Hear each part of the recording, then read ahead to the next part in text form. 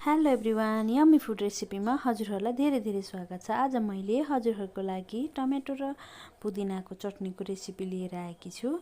आशा छ हजुरहरूलाई एकदमै मनपर्छ भनेर र यो भिडियोलाई पुरा हेरेर लाइक कमेन्ट सेयर गरिदिनु होला है। र हाम्रो च्यानलमा यस्तै नयाँ भिडियोहरू हेर्नको लागि मेरो च्यानललाई सब्स्क्राइब गरिदिनु होला र छेउमा रहेको बेल आइकनलाई पनि प्रेस गर्न नबिर्सिनु होला है त। अब मैले सुरु गर्न जान्छु। त्यसको लागि मैले 5-6वटा टमाटरलाई पोलेर लिएकी छु, 3-4वटा खुर्सानीलाई पनि पोलेर र एउटा केसेरो लसुनलाई पनि पोलेर लिएकी छु र मैले स्वादअनुसार नुनलाई राखेँ अनि पुदिनालाई पनि सफा पारेर 1 कचौरा पुदिनालाई पनि राखेँ र यसलाई मैले अब मिक्सरमा मसिनो गरेर पिस्छु। यसलाई मैले बिस्तारै रोक्दै पिस्छु किनभने एकैचोटि पिस्नलाई अलिकति गाह्रो हुन्छ।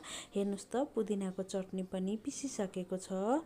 अब मैले एउटा कचौरामा यसलाई मैले सर्भ गर्नतर्फ लागेँ।